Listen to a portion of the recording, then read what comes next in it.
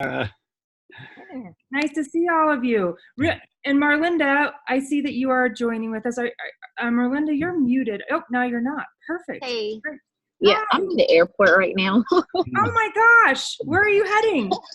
I'm coming back to Augusta. I was in California. Wow. So currently I'm in Atlanta. Got it. Okay. Well, thanks for joining us in the midst of your travels. That's awesome. We appreciate it.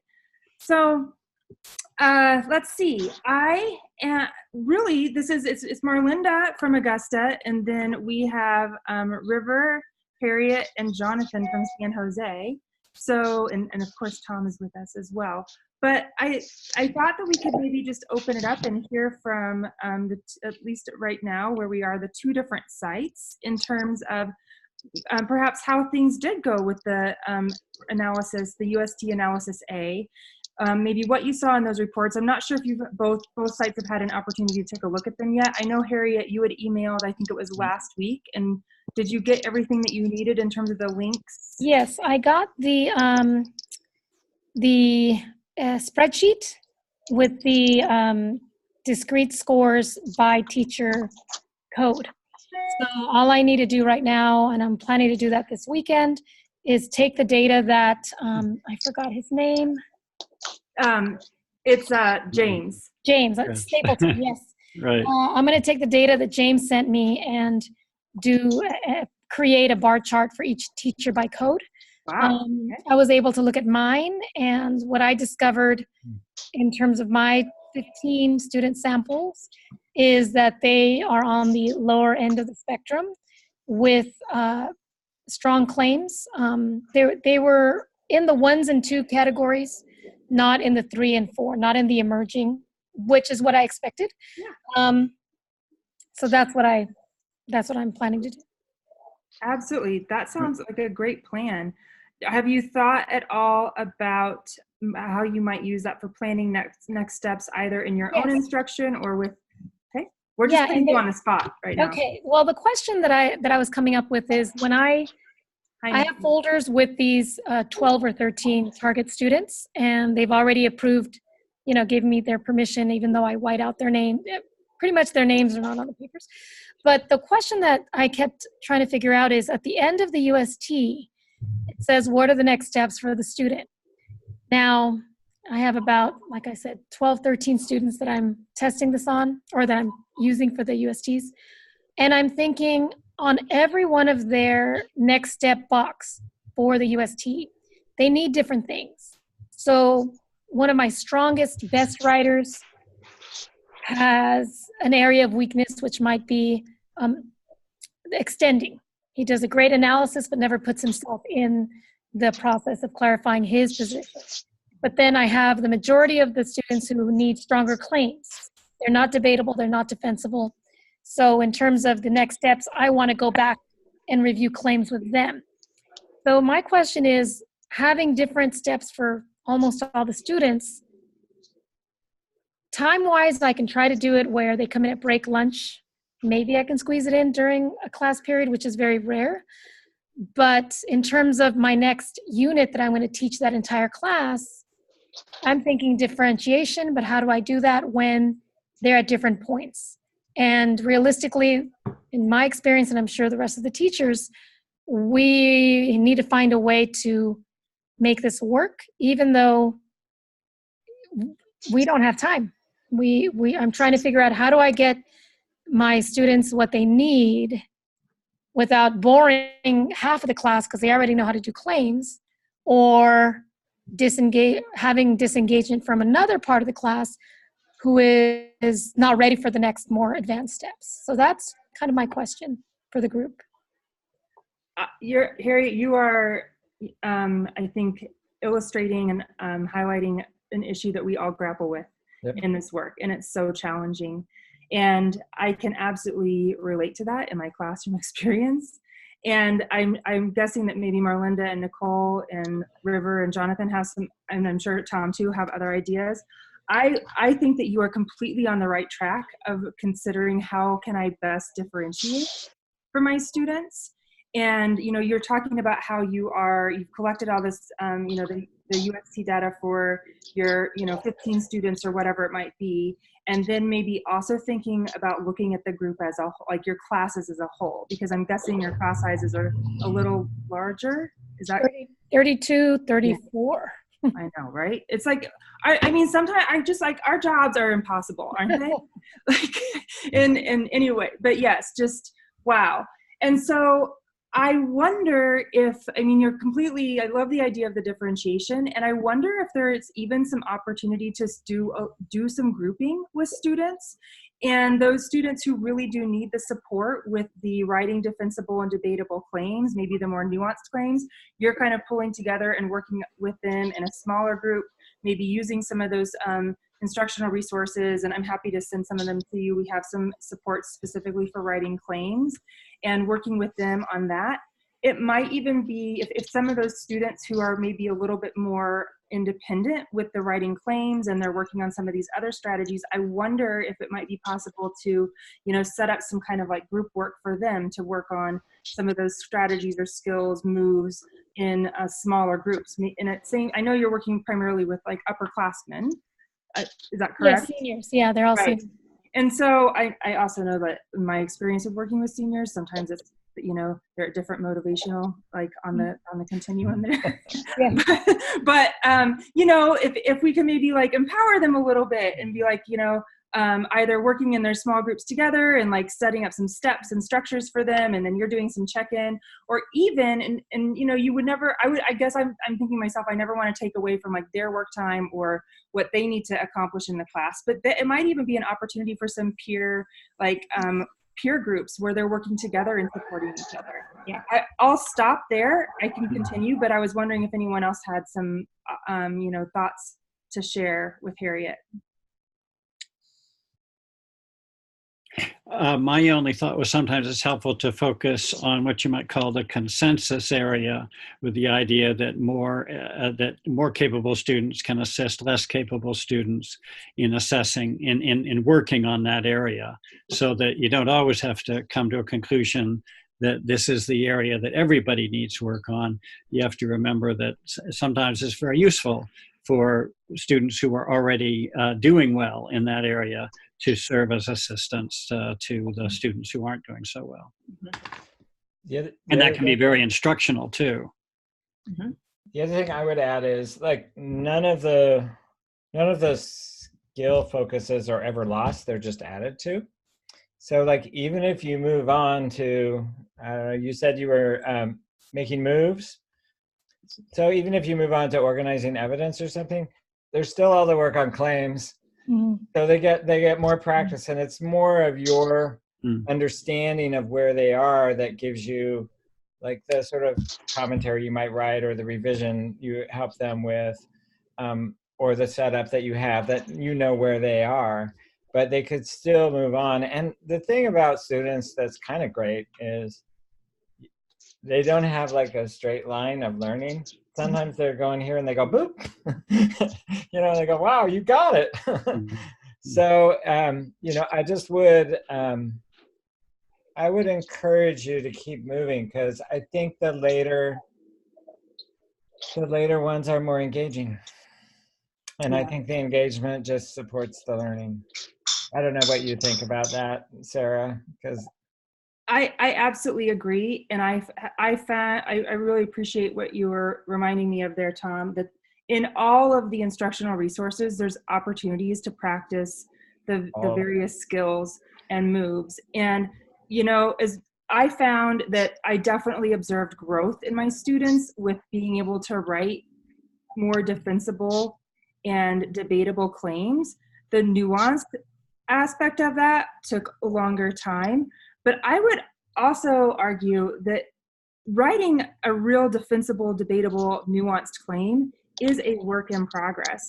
Mm-hmm. And most of my students really appreciated feedback on their claims the entire, scope of the instructional year. Mm-hmm. So I would say that, Harriet, like your students are exactly where my students are. Yeah, really, they should be. And where they should be. And so it's just kind of like that, like continual modeling and, feedback cycle, using the student using sources tool when, you start to feel comfortable with that as well, or the students, do you feel like it might be a place for that? And yeah, I think that you're absolutely on the right track. And I'm willing to bet, even though I don't do a lot of betting, that that next round of UST data, you're going to see growth. Me too. I hope so. Thank you very much. Just a information question for Harriet. Mhm. Bill, one thing I've been a little puzzled by is that, as I understand it, the teachers have not yet received their particular students' results from the analysis of their student Analysis writing. A, Yeah, pardon? round A. Yeah, round that, yeah. I know that the teachers can log on and look at only their specific data, but not a compilation. So they'll be able to see, they can log on right now, and they'll be able to see by student code or student number, I guess, their ID code, the discrete scores, but not a compilation. So that's what I'm going to try to do, is compile so they can actually get a bar chart. Because I think that could be very useful when we meet again in January, for them to see not only their bar chart for their students, but the bar charts with all 9 participants together. Because then you'd have third graders, sixth graders, seniors, every teacher would be able to compare where their students land or begin on the spectrum for the UST. Right, and we were thinking of organizing a Zoom meeting for our group of teachers, once that information was available. And so Harriet? Yeah. This is River. I don't teach high school seniors. Bless your heart. A third of a century ago, but I'm really with the conversation about the groups, groups of kids supporting each other, the peer conference, and the power in that. And when you were saying nuanced claims, it brought me back to the work that you had us do with the loop writing. And then the 4 teacher teams had their claims, and then we had to pull it into one claim. Oh, yeah. Highly nuanced. That process was tricky, but it was really eye-opening to me. Like, oh, so that's one way you might get to a nuanced claim. Right. I never thought of doing that with my own kids, but yeah, because that's only with the poster on the wall, and you had 8 or 9 different voices craft and recraft and recraft the claim. Good reminder. Thank you. Thank you. Marlinda or Nicole, do either of you have anything to add, or if you could maybe give us an update of where you are with analysis round A, if it's possible, what you saw in your reports, or what your next steps are with your Advanced Institute? We actually have a meeting tomorrow with our other participants to see how everything went. I can't access everyone's work right now. Yeah. But I will have something for you after tomorrow. No worries. We're just opening the conversation and just kind of seeing how things are going.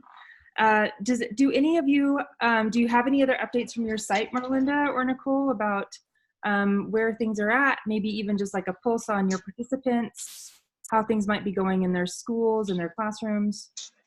One of the issues that I've came up against talking with a participant was the same point that Jacqueline had brought up in the whole group conversation about how to implement the different the cycles in her class, just because of how the curriculum is written.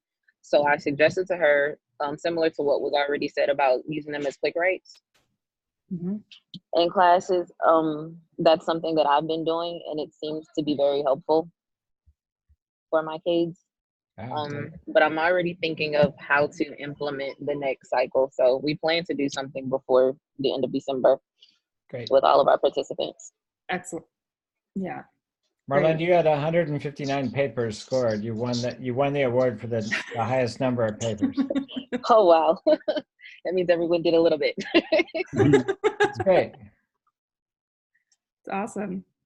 That's great. And once again, just that you're working on creating that culture of argument, which I think is just so important for this work as a whole, but then also to get our students regularly thinking and practicing this kind of reading and writing and thinking. So excellent. All right. Any other thoughts? Does anyone have any thoughts or feedback or anything to share in terms of what teachers might be working on right now with the second or maybe even third cycle of instruction? Maybe what resources they're using. I appreciate Harriet for sharing, kind of where you are and, maybe what's been challenging and then, how you might move forward with that. Any other thoughts? Like we mentioned before, at least for San Jose, we're going to try to set up a Zoom meeting with our 9 participants. I might need help with that. Yeah. And then we are setting up a face-to-face touch-base meeting in January. We're going to recommend, I think we mentioned it at our last face-to-face meeting with our participants, recommend to slide in an extra UST online submission because we were thinking that if we're really going to look at progress for our students, we would follow your 3 UST submissions, round A, round B, round C. Maybe move round B in December, round C in February, round D as the extra one in March, I think, because that would better show our progress rather than only having 3. Yes, in my experience, it's even more affirming when, we're teaching 4 cycles of instruction, and we're kind of doing this work, especially even like maybe if it's not as formal, we're doing it in our heads anyway, in terms of using the UST. And so I just think as a teacher, it's affirming and it provides me the feedback that I need to drive my instruction. So I think that's excellent that you are striving to incorporate more than just the 2 analysis A and B with the UST. Excellent. Great. All right, I'm thinking that we're probably going to be brought back pretty soon. Tom, anything else to share for the good of the group? I was just thinking that I was liking what Harriet was saying, because I think one of the things that happens with the UST is not about the scores, but it's about the conversation that teachers have with each other around argument writing, about what their students are like, and just the dropping of the worry and concern about talking about your students writing with each other, which is such a productive thing no matter what you're teaching. So I think there's like secondary gain or something with the UST about getting terminology straight, being able to point to specific things in student writing and say, here's where, this student is extending. So I think there's a secondary gain that I really appreciate around the UST and talking about student writing.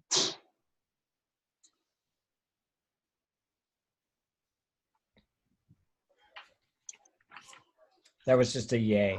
Just a yay.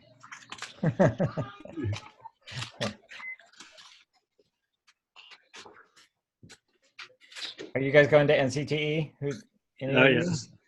You are, Jonathan? Yes. Are you going? Me? Yeah. Well, Sarah, you're going. Yes, I'm going. Yeah. Harriet, can you make it this year? No, unfortunately, I will not be able to make it. But I'm going to clear my schedule for the next one. Next one is in Denver, so everyone has to come. Oh, great. Wonderful. I won't be able to make it this year, but I really do want to go. Excellent choice. Well, maybe next year. All right. Next year. Okay, we'll see you back in the whole group. Thank you, guys. Bye-bye. Thank you.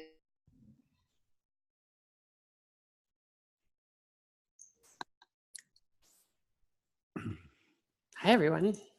Hi. Hello again. Sarah, your room was so prompt. We were, I think we were pretty efficient. Yeah, we actually were done with 1 minute to go. Yes. Hello, welcome back, everyone. So we have just a few minutes left, and like I said, what we are hoping to hear in this final discussion is any like new questions that were raised in your breakout discussions or things that came up that you need support around. And we're not going to answer these questions right now. This is for us as a team to think about moving forward, like what kind of things we can do to support you and planning for our meetings in ways that are going to be most useful to you. So, so are there any questions or challenges that came up or things that you're thinking about that you would like us to help with or to think about in our planning? River. Mhm. Yes. It's about the PD. Are we to plan our own PD with using teacher consultants that have been working with us, or is there a framework from C3WP for PD? Like moving forward after the Advanced Institute? Right. Okay. Like I said, we're going to just list right now, and we'll be using these to think about what kind of things we can help you with, or how we can help you with this. These things. Right, and it's more the year after the implementation that we're talking about, as I understand it. Okay. Well, I just started thinking about that because you were talking about motivating teachers to hang in here on this. Yeah. Yes, good point. Anything else? I think there's just been a couple comments about finding time in the curriculum and existing curriculum to fit more cycles of instruction in. That, and maybe just also additional ideas or thinking about how to support students when they're at different places in terms of when you're getting your feedback, you're using the formative assessment tool, the UST, and if we brainstorm some different strategies to support, you know, learners who are at different places in a classroom, but if we maybe have an opportunity to think about that a little bit more, that would be helpful. There was some, and there was some conversation in our group about doing one-on-one coaching with teachers. And so I was thinking that might be something that we could, you know, spend some time on thinking about. How do you coach individual teachers? How do you visit them in their classroom? Maybe even co-planning and co-teaching. So that was something we talked about that I thought might be. Yeah, that would be helpful for me as well, Rachel. Thank you. Mm-hmm.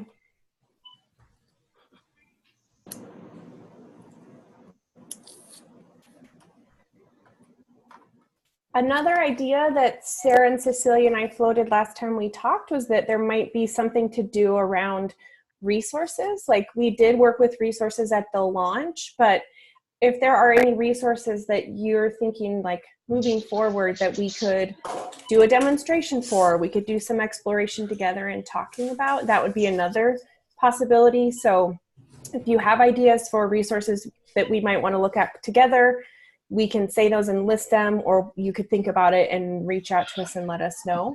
But if we'd like to get, you know, if there's things you might want to demonstrate in PD that we could work through together first, that would be a possibility. This might not be the first thing that we do at the next meeting, or even at the next meeting, might be later. But I was reading over, we had gathered some stories from people, and I was reading through the story, and this one story was from a teacher who was very successful. She was teaching the organizing evidence, and she had a very successful time. She was so excited about the progress of her student, and her student raises his hand and says, "With so much happening in the world, how come we're writing about cars?" And she said she was really struck that she had missed the fact they were ready to decide what they wanted to write about, and that they had things that they cared about. And for some of them, it was not driverless cars. You know, it was something bigger and more central to their hearts. So getting to self-selected topics is something we ought to think about. sometime in the spring to help everybody. And maybe that's something that we demonstrate or help, because it needs a different kind of support, especially around research and gathering information. But it seems like that might be something that we could explore together. I also want to jump in just to highlight what Tom just said. I let my seniors choose any topic as long as it met those criteria. Yeah. And I have to admit, I have 3 or 4 seniors right now who are at 80 credits or less. Okay, so they're seniors. There's no way they're going to graduate on time. And they're struggling at the beginning of the year. One kid's writing about legalization of marijuana. Another kid's writing about hey, wait, it's already legal. I know. Well, that's why I looked at him. I'm like, honey, let's research this a little more. But that was where his attention was. But they are writing. Yeah, they're writing. They are. And these are the 4 that I thought were one step out the door. They very well could be. They have a choice not to come to school, but they have been surprising me. Just with the idea that they have the freedom to choose a topic they're passionate about. So we've heard other stories like that when it comes to those resources that, like, making civic arguments or finding a topic and researching the conversation. It can be really impactful for students, and a lot of times teachers don't get there in the first year, when actually those things are really doable by the end of 1 year of C3WP. So yeah.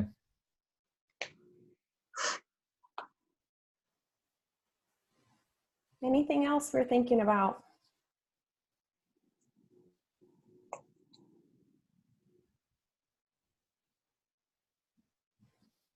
Okay, we have 2 minutes left, so we can say goodbye. Tom and I both have to go straight to another meeting, so we won't be able to stay on for questions this time. But if you have questions, reach out to us, or as you know, you can always reach out to Sarah and Cecilia, and they'll pass the questions on to us if they need our help answering them. But thank you so much. Won't. Thank you. Probably won't. Could I ask Sarah, Jonathan, and River to stick around for 2 seconds? I just wanted to touch base. I don't know how to get back on Zoom. Thanks so much, everybody. Everybody, thanks. Thank you. We'll see you soon. Bye-bye. Thank you. Bye, everyone. Thank you.